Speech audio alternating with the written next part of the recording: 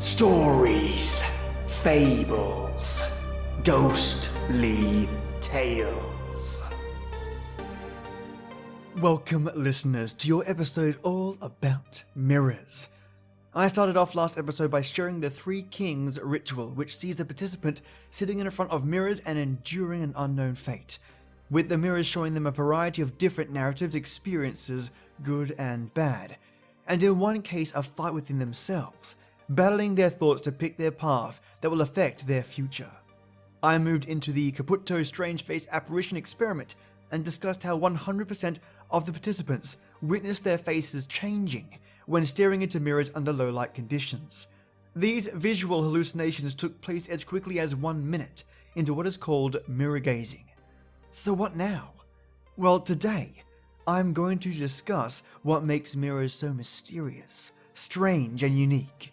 Then, I'm going to move on to more ritual stories, all of which relate to, you guessed it, mirrors. So, let's get to it. First things first, who invented the mirror, and second, when? 8,000 years ago was when the first mirror was ever recorded to have existed. People in Anatolia were the first, actually. Anatolia is also known as modern-day Turkey. They used obsidian, volcanic glass, comprised of sand and ash liquefied at volcanic temperatures, which then sets into obsidian, which was polished by the people of Anatolia and used as a mirror. We then have Mesopotamia and Egypt coming in at 4000 and 3000 BC using polished copper, and 1000 years later, South America and Central America using polished stone, and a little later, China and India using bronze as mirrors. Seeing the evolution of mirrors from that time, moving from obsidian to stone to bronze, would have been astonishing.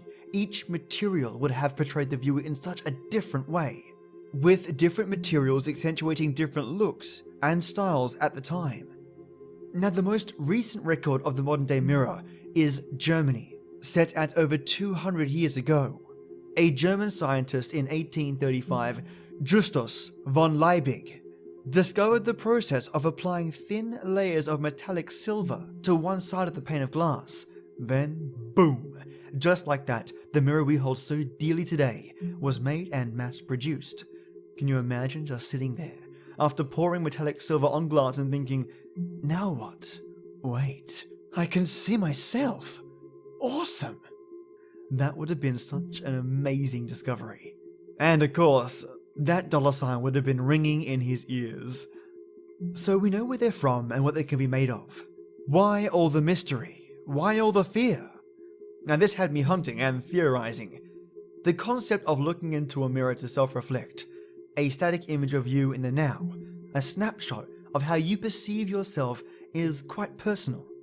The active part here is perceive. In your mind, when you look at an object, there is a sense of permanence, existence. If you see it, I believe it-esque sort of perspective. So you're seeing this person, who is you, behaving like you, but your brain has to grapple with the concept that you know that what you're perceiving is not exactly you, just a reflection. Still with me? Good. This essentially is you telling yourself that what you're seeing to some extent is an illusion. And fear's power lies in that illusion. A heavy concept that requires a lot of mental processing that we just don't engage with actively on a daily basis. The creep factor comes in when the illusion breaks, when what we're seeing appears to behave in a way incongruent to our own movements. When you reach for the mirror, and the mirror reaches back, and you swear you felt the touch of the other's hand. Not possible. How could it be? Thus, the illusion breaks. Mirrors seem to be able to capture our world's perimeters, whilst simultaneously not existing in our own world. And the fear derived from mirrors stems from the breaking, the tearing away from the expected normality and into the world of the unknown. The twisting of something that we hold dear is a great trope. The film Aliens is such a good example of this.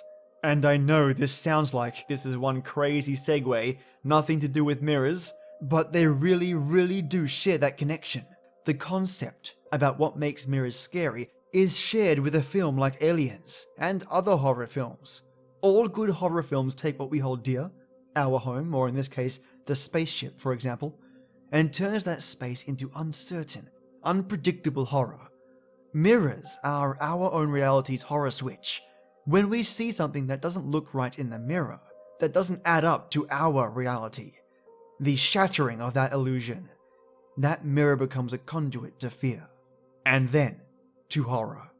So when you move, and your reflection doesn't, and you look back, and your reflection is staring at you eyes wide and unwavering, the horror stems from the tearing away from reality, the unknown and the unpredictable. That's why mirrors can be creepy. Now, before I jump into some rituals about mirrors, I found this tidbit of information really interesting. In studying mirrors and what makes mirrors scary to some, it's important to understand and research into the phobia of mirrors.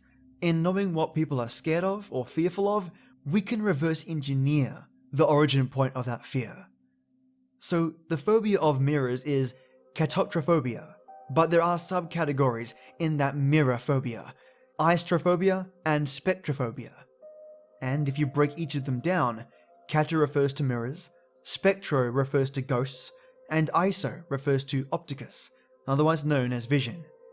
When you take into account the etymology of the words, and see that they all refer to the one word that is mirror, you can start to paint a picture of the early thoughts regarding mirrors. So if we get the words one by one and string them together, we get a pretty interesting take of what it means to fear mirrors and the core fear behind mirrors. So breaking the phobia down, cato, iso, spectro. Mirrors are used to see ghosts with our eyes. And that loose translation will always stick with me. And without going into our own rabbit hole or portal about mirrors, I'm going to now jump right into today's rituals about mirrors. Let's dig in.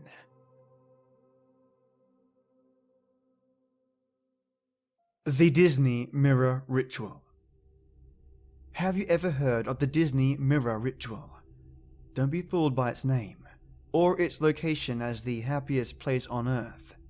It's a fairly dangerous ritual, with a high chance of getting caught. Granted, the payoff is fairly high. It is not known why or how this ritual came to be at Disney World. It is said that each of the Disney parks has its own unique ritual, with the same consequences for failure. But the one at Disney World seems to have the most known information. This is a mirror ritual. Mirror mythology is well invoked in Disney stories. Think Beauty and the Beast, Snow White, 1 Hour in Wonderland and such. I'm sure you might think such a ritual would take place at the Haunted Mansion, or one of the spookier rides. But you'd be wrong. The main part of the ritual takes place at Cinderella's castle, roughly the epicenter of the Magic Kingdom. The night part of the ritual must take place between 2 and 4 a.m. To complete this ritual, you will need 3 items. 1. A piece of chalk. 2. A knife that has had its handle broken off, in other words, simply the blade. The type of knife doesn't matter, but as you will have to sneak this past security, you might want a smaller blade so you can conceal it in your shoe or other hiding place. 3. A broken shard of mirror. Roughly the size of your palm, you might want to find a pre-broken shard if you believe in the superstition of 7 years of bad luck. The ritual begins during daytime hours of the Magic Kingdom section of Disney World. During the day, you must hide 3 items in separate areas of the park. The areas to choose from are Main Street USA, Liberty Square, Fantasy Island, Adventureland, Frontierland, and Tomorrowland. Study the map of the park and decide what routes would be easiest to travel undetected. Don't pick distances you can't manage. Keep in mind that the area around Cinderella's castle will be the most heavily patrolled by security. While there are security cameras in the park, don't worry about them. Something about the ritual makes them seem to malfunction. Before hiding the items, head to the tunnel going through Cinderella's castle. Be careful here. There are some Disney staff that are aware of the ritual and know to keep an eye out for those attempting it. Hide the chalk in your hand, Pick out a brick you are able to reach at face level, and when you're absolutely sure no one is watching you, mark the brick with chalk. Critical tip: you might want a friend to make a distraction or ask any immediate staff questions to get their attention. Now, once you've marked the corner of the brick with chalk, say the words, "Mirror, mirror," then leave. This will tell the park you intend to play. You will use this brick during the ritual. Then, find hiding places for the items. At this point, you have completed the daytime part of the ritual. Use the remainder of time as you will until the park closes. Make sure you find a place you can remain hidden once the park closes for the night. It's not easy, but it has been done. If you decide not to go through with the ritual, retrieve the items, erase the chalk mark, and leave the park. You can only cancel the ritual during the daytime hours. Do not attempt the ritual again. Ever. Also, do not emerge from your hiding place right after the park closes. It will be full of maintenance workers and patrolling security. Wait until at least an hour after the park closes, but remember, you need to be done by 4 a.m. The security presence will be smaller at that time, but by no means gone. Watch for the roving security guards as you make your way to your items. Retrieve the mirror shard last, or you will trigger the most dangerous part of the ritual early. If you reach any of your hiding places and the item is gone, run. The park doesn't accept your challenge. You need to reach the entrance and get out, or even get yourself busted by security, which will be a much preferable fate. Once you retrieve the mirror shard, you will begin the second, more dangerous phase of the ritual. Security patrols are no longer your concern. They will have mysteriously disappeared or gone dark. You may see a flashlight beam way off in the distance, but they will not come close to you. Some chalk this up to magic. Others theorize that completing the steps until this point triggers a parallel dimension of sorts within the park. Regardless of the cause, you have a new concern. Make haste and head towards Cinderella's castle, but once again try to stay out of sight. Use the mirror shard to look around corners and behind you, and keep the broken blade in your dominant hand. You are on the lookout for figures that have been dubbed the False. The False take the form of Disney mascots you might see during the daytime. Don't be fooled. The paid Disney mascots went home hours ago. It's not exactly hard to tell the difference. Suits worn by these figures will appear filthy, matted, and generally tattered. You would most likely find them lurking around corners, which is why you want to use the mirror first. If you see one of the False in your mirror, take your blade lightly between your fingers and drag it across the reflection of the mirror with the point. This will prompt the figure to move away. However, odds are you will have at least one encounter with a False face to face. They are capable of appearing at will if you are on a straight street or bridge with no turns. Should you see a False at any point, not as a mirror reflection, shut your eyes immediately and gently place the mirror shard at your feet, but keep hold of the blade. Remain still with your eyes shut and listen for footsteps and rattling breath. The False will be moving slowly towards you. It will stop at arm's length in front of you and reach. Your only chance for escape is to estimate when it's reaching for you. Then reach out and jab the figure itself with your blade, and do not miss. You won't get a second chance. And you failed the ritual. Consequences of failure are discussed later. If your aim is true, the False will hiss in pain and begin moving away. When the footsteps are no longer audible, you can open your eyes, retrieve your mirror, and continue on your path. Critical tip: your blade will become weaker each time a face-to-face encounter occurs. If your blade breaks, you will be defenseless. The False will know. Keep face-to-face encounters to a minimum. Should you successfully arrive at Cinderella's castle, you will be safe. Find the brick you marked. Take your mirror and hold it to the brick. Trace a chalk outline around the shard. When you pull your hand away, the shard will remain on the surface. Step back and turn around 3 times clockwise. With each turn, say these words, "Mirror, mirror," for a total of 3 times. Upon completing the 3rd turn, you will face the wall, only to see that the surface area of the brick has become that of the mirror. Look into the mirror and you will see the faint outline of a clouded face. Here is where the goal of the ritual comes into play. Make sure you choose the question beforehand. The face will slowly say, past, present, future. To choose, nod your head after the mirror says the one you want. If you nod for past, the mirror will show you the answer to a question regarding the past. It can range from a personal mystery from your own past to a historical mystery, such as who killed JFK. For present, you can ask to be shown a solution to a problem currently plaguing you, or an issue the world currently faces. Future, needless to say, will show you a future outcome yet to pass. Ask the mirror your question and watch your long-awaited answer. Once you have your answer, step away from the mirror again, turn around 3 times, now in a counterclockwise direction. Again, with each turn say the words, "Mirror, mirror," for a total of 3 times. Upon completing the 3rd turn, the mirror will be gone and so will the shard. The castle has taken it as tribute. Leave the castle and head back to your hiding place. On your way, drop the blade into the moat surrounding the castle.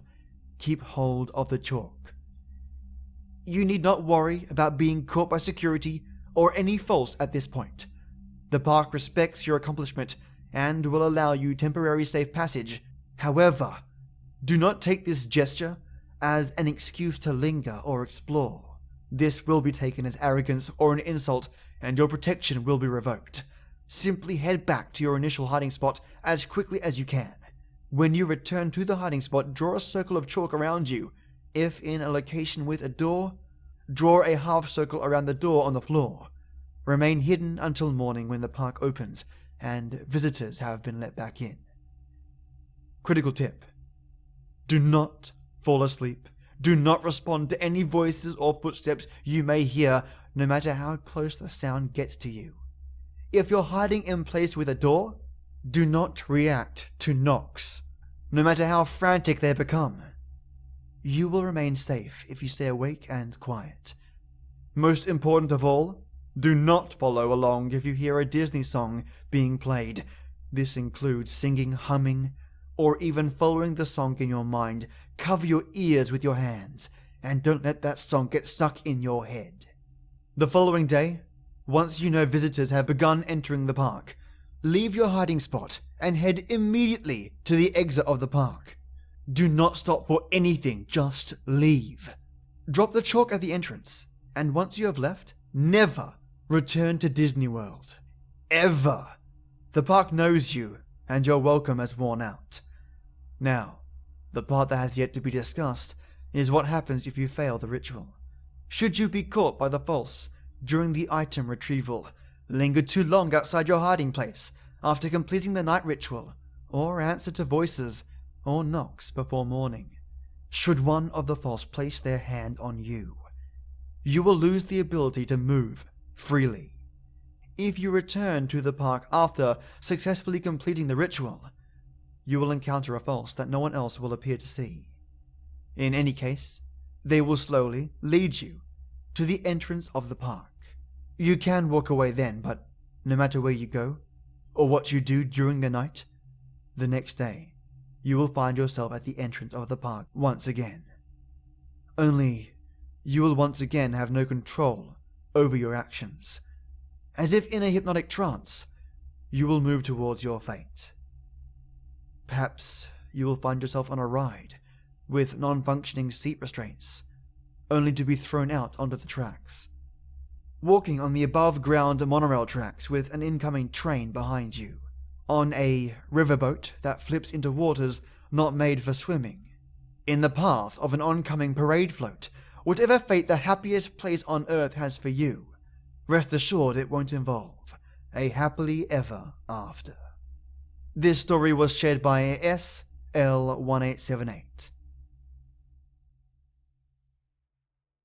Doors to the Future. Rules and guidelines.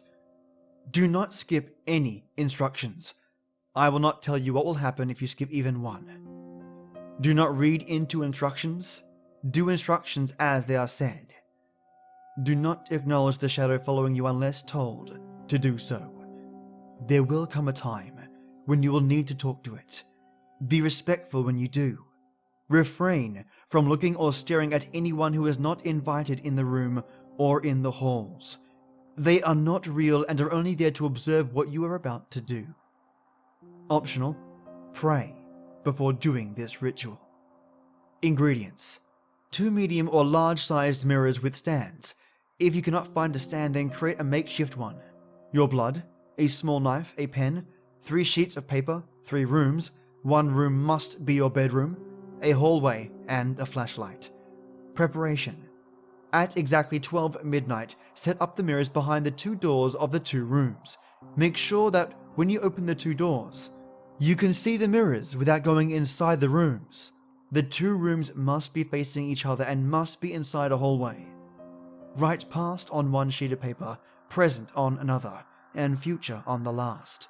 Paste the past paper on the left door with the mirror, the future paper on the right door with the mirror, and the present paper must be placed on the mirror in your bedroom. You should be finished by 12:30 a.m. Procedure. This will be described to you step by step. Use the flashlight through the entire ritual. If the flashlight dies while you are doing the ritual, you have done something wrong. I cannot help you in that situation. After setting up, go to your room and wait until 1 a.m. At exactly 1 a.m., rush to the entrance of your house and open the door. Leave the door open and rush back to your room. Grab your knife and make a small cut on your left arm. Collect the blood and wipe it to the mirror in the past room. Do the same with your right hand and do so on the mirror in the future room. Rush back to the open door and close it, but do not lock it. You can now see the shadow following you in your peripheral. If you cannot, do not attempt the ritual. Lock yourself in the room until sunrise, if you can. If you can see the figure, you may proceed. Go back to your room and lock the door. Wait for 5 minutes before unlocking it. Do not open the door yet. Wait another 5 minutes before opening the door and proceeding to the 2 doors with the mirrors. This will be called step 8. Slowly walk to the door that contains the past mirror. If you feel that someone is watching you, have no fear. It is normal. If you do not, repeat the previous step. Open the past door. If the door is locked, someone locked it. Repeat step 8.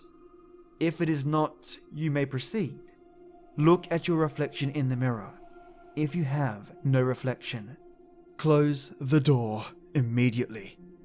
Leave the house and come back at exactly 7 in the morning. If you have a reflection, you may proceed. Caution, do not enter the room. Trust me, don't.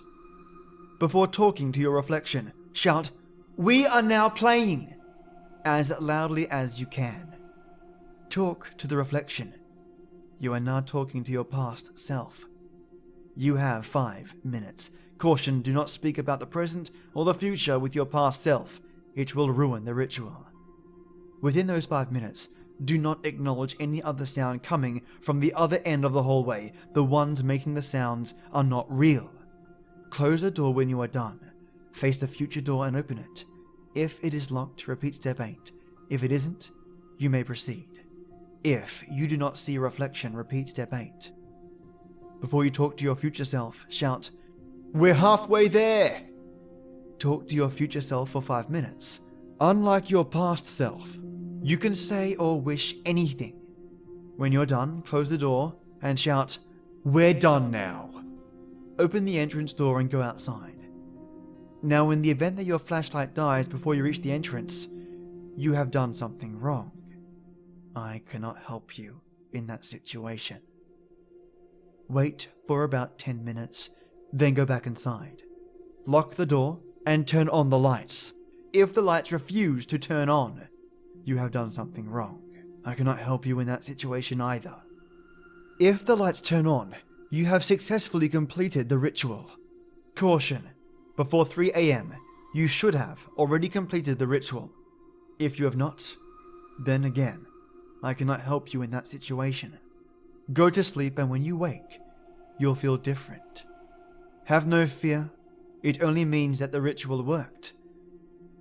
Caution: do not clean up the mirrors. Wait until you have slept before fixing everything.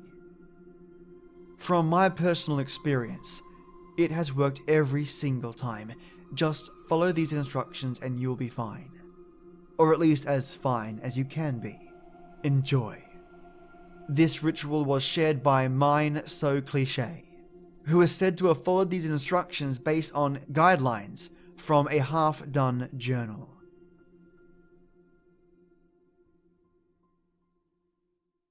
And my last story is more of an urban myth, called Blue Baby Blue. Born into the world by a psychotic mother, he was destined to be a child of legend. Nobody knows his real name, only that his mother killed him with a piece of shattered mirror. The ritual of Baby Blue, not unlike Bloody Mary, is set in the confines of a bathroom, and you'll need a mirror to try it, if you dare. I suggest you take a friend if your heart is set on trying this out, but make sure they know what they're in for. Enter the bathroom and fog up the mirror. Breathe on it. Turn on the hot water. However you like to do it. Once this is complete, write the words Baby Blue on the mirror. Step 2. Turn off the lights. Be brave and make sure your friend is brave with you. And wait for a few moments. Once you've waited for about a minute, hold out your arms, just like you were carrying a baby in them. You should feel the weight of a baby in your arms. Don't freak out. Keep him held safe, and after a while, you should pass him to your friend. Mind not to drop him. He doesn't take kindly to this and will give you a little scratch. If you pick him up and drop him a few more times, who would be so clumsy? The last thing you'll ever see is the mirror shattering in front of you. And who knows what else. There is an alternative version to this legend, and it kind of reminds me of the Candyman sort of approach. Or even closely, the Bloody Mary approach. Enter the bathroom with the lights already turned off. Stand in front of the mirror and say the words, Blue Baby, 13 times over and over again. Whilst reciting these words, you should rock your arms back and forth, as if you were holding a baby. Once you've finished the 13th chant, a baby will appear in your arms and give you a little scratch.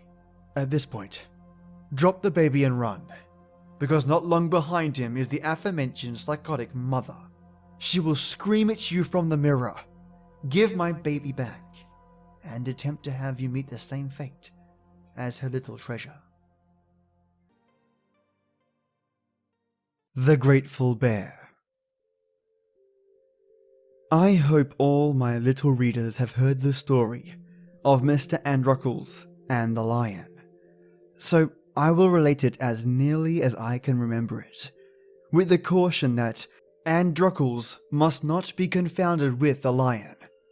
If I had a picture representing Androcles with a silk hat, and the lion with a knot in his tail, the two might readily be distinguished. But the artist says he won't make any such picture, and we must try to get on without. One day, Androcles was gathering truffles in a forest, when he found a lion's den, and, walking into it, he lay down and slept. It was a custom in his time to sleep in lion dens when practicable. The lion was absent, inspecting a zoological garden, and did not return until late. But he did return. He was surprised to find a stranger in his menagerie without a ticket, but supposing him to be some contributor to a comic paper, did not eat him. He was very well satisfied not to be eaten by him. Presently, Androcles awoke, wishing he had some seltzer water or something. Seltzer water is good after a night's debauch. And something, it is difficult to say what, is good to begin the new debauch with. Seeing the lion eyeing him, he began hastily to pencil his last will and testament upon the rocky floor of the den. What was his surprise to see the lion advance amicably and extend his right forefoot. Androcles, however, was equal to the occasion. He met the friendly overture with a cordial grasp of the hand, whereat the lion howled, for he had a carpet tack in his foot. Perceiving that he had made a little mistake, Androcles made such reparation as was in his power by pulling out the tack and putting it in his own foot. After this, the beast could not do much for him. He went out every morning, carefully locking the door behind him, and returned every evening, bringing in a nice fat baby from an adjacent village, and laying it gratefully at his benefactor's feet. For the first few days something seemed to have gone wrong with the benefactor's appetite, but presently he took very kindly to the new diet, and as he could not get away, he lodged there rent-free all the days of his life, which terminated very abruptly one evening, when the lion had not met with his usual success in hunting. All this has very little to do with my story. I throw it in as a classical allusion to meet the demands of a literary fashion, which has its origin in the generous eagerness of writers to give the public more than it pays for. But the story of Androcles was a favourite with the bear, whose adventures I am about to relate. One day this crafty brute carefully inserted a thorn between two of his toes, and limped awkwardly to the farmhouse of Dame Pinworthy, a widow who, with two beautiful whelps, infested the forest where he resided. He knocked at the open door, sent in his card, and was duly admitted to the presence of the lady, who inquired his purpose. By way of defining his position, he held up his foot and snuffled very dolorously. The lady adjusted her spectacles, took the paw in her lap. She, too, had heard the tale of Androcles, and, after a close scrutiny, discovered the thorn, which, as delicately as possible, she extracted, the patient making wry faces and howling dismally the while. When it was all over, and she had assured him there was no charge, his gratitude was a passion to observe. He desired to embrace her at once, but this, although a widow of 7 years standing, she would by no means permit. She said she was not personally averse to hugging. What would her dearly departed Boohoo say of it? This was very absurd, for Mr. Boohoo had 7 feet of solid earth above him, and it couldn't make much difference what he said, even supposing he had enough tongue left to say anything, which he had not.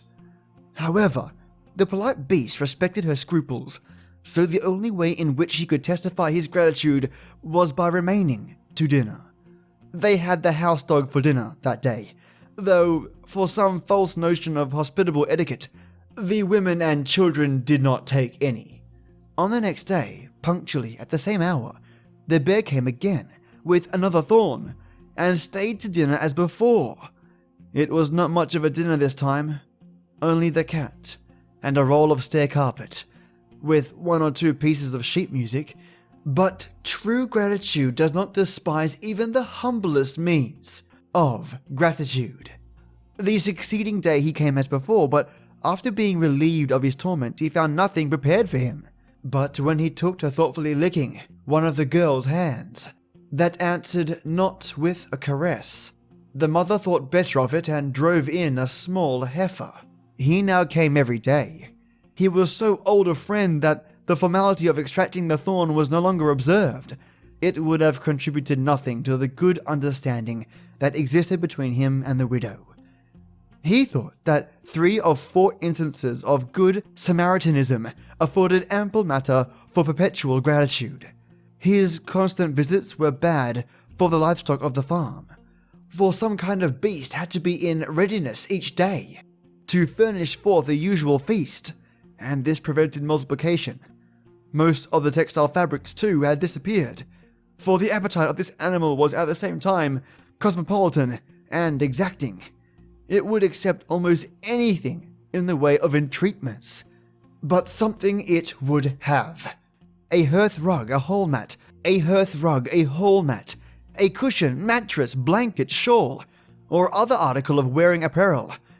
Anything, in short, that was easy of ingestion was graciously approved.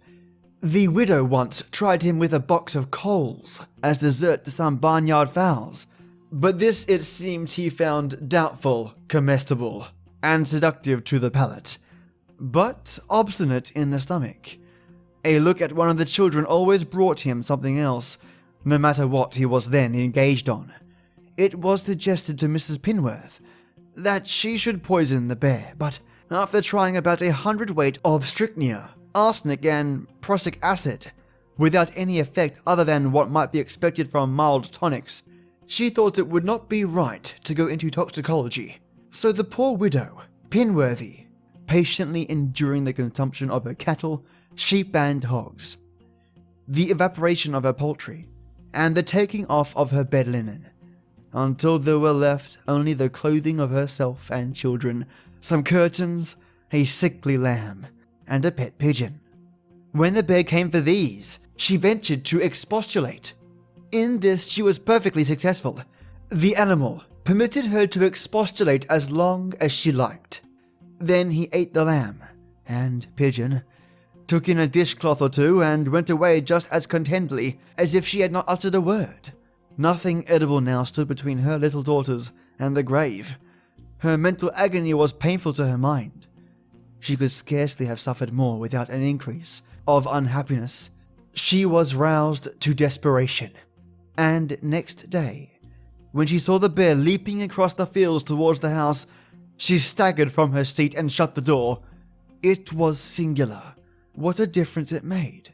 She always remembered it after that, and wished she had thought of it before.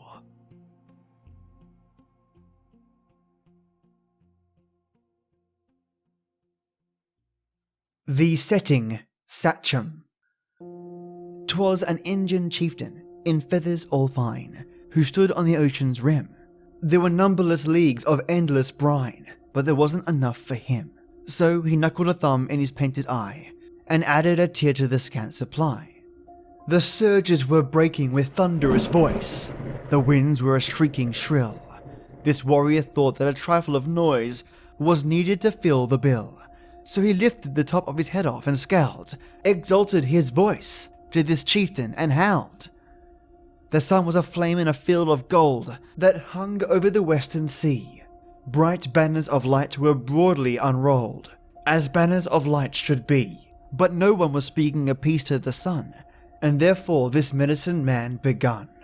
O much heap of bright, O big ball of warm, I tracked you from sea to sea, for the paleface has been at some pains to inform me, you are the emblem of me.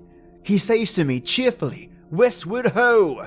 And westward I've hoed a most difficult row.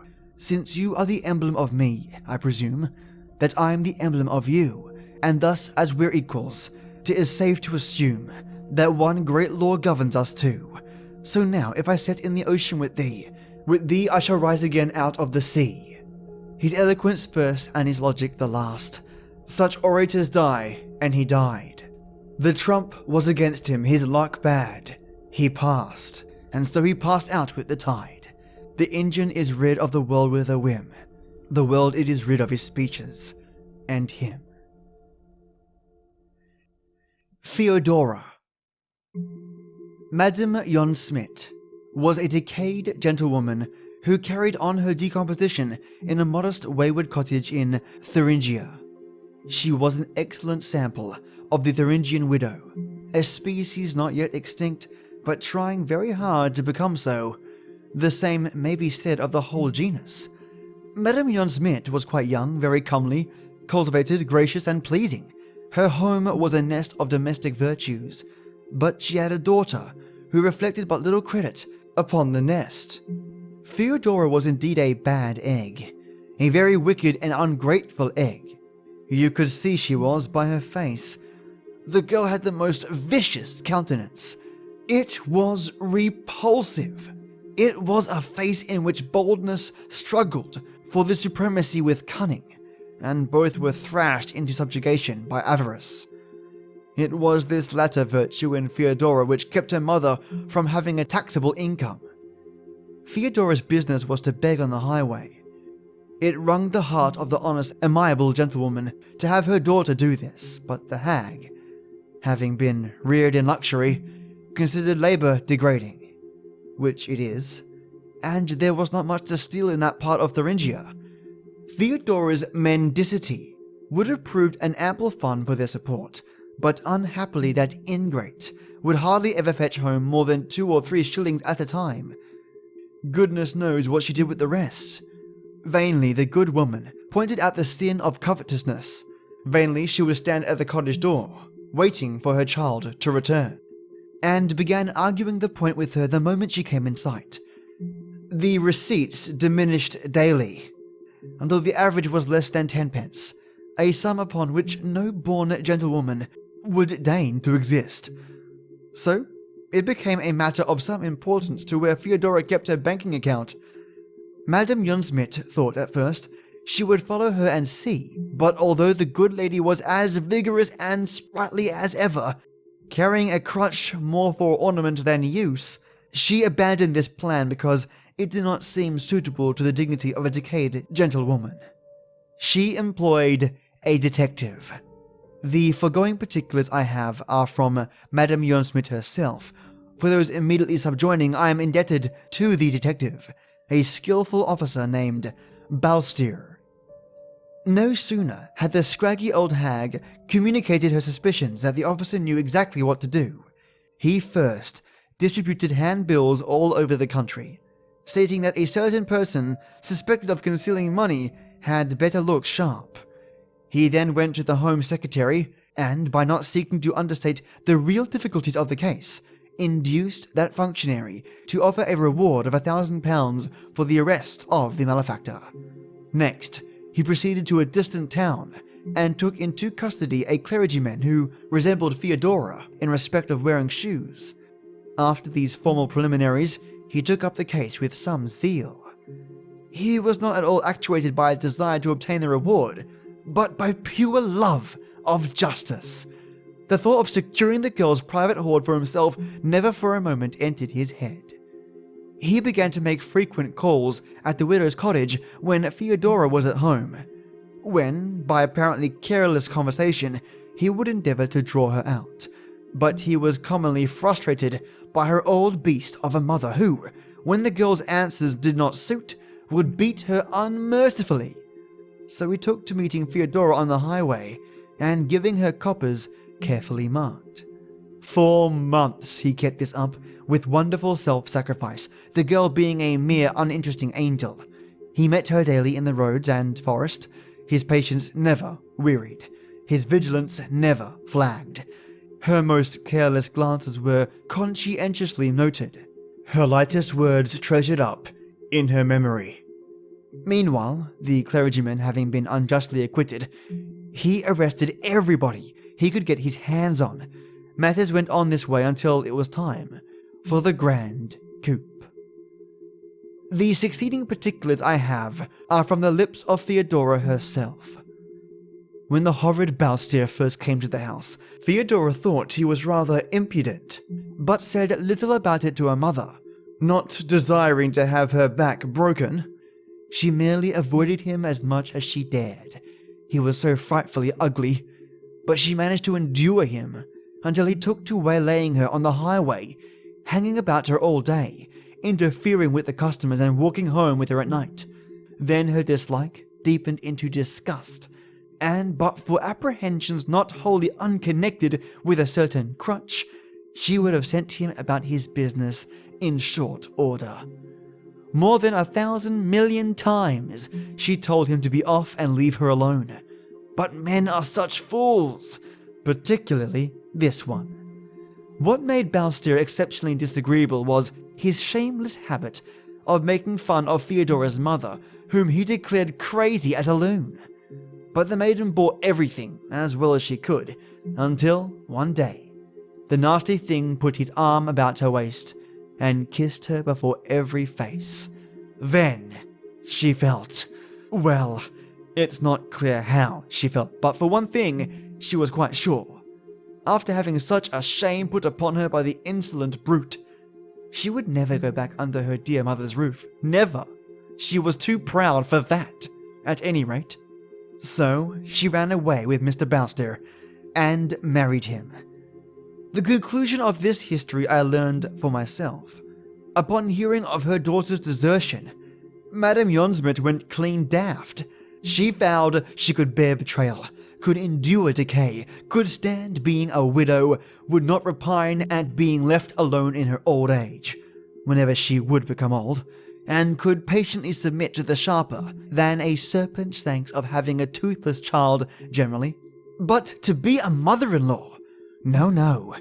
That was a plane of degradation to which she positively would not descend. So, she employed me to cut her throat. It was the toughest throat I ever cut in all my life. The Legend of Immortal Truth. A bear, having spread him a notable feast, invited a famishing fox to the place. "I've killed me," quoth he, "an edible beast, as ever distended the girdle of priest. With spread of religion or inward grace, to my den I conveyed her. I bled her and flayed her. I hung up her skin to dry, then laid her naked to keep her cool, on a slab of ice from the frozen pool, and there we will eat her, you and I." The fox accepts, and away they walk, beguiling the time with courteous talk. You'd ne'er have suspected to see them smile. The bear was thinking the blessed while how, when his guest should be off his guard, with feasting hard, he'd give him a wipe that would spoil his style. You'd never have thought to see them bow. The fox was reflecting deeply how he would best proceed to circumvent his host and prig, the entire pig, or other bird to the same intent. When strength and cunning in love combine, be sure 'tis to more than merely dine. The while these bitters ply the lip, a mile ahead the muse shall skip. The poet's purpose she best may serve, inside the den, if she have the nerve. Behold, laid out in dark recess, a ghastly goat in stark undress, pallid and still, on her gilded bed, and indisputably very dead. Her skin depends from a couple of pins. And here the most singular statement begins.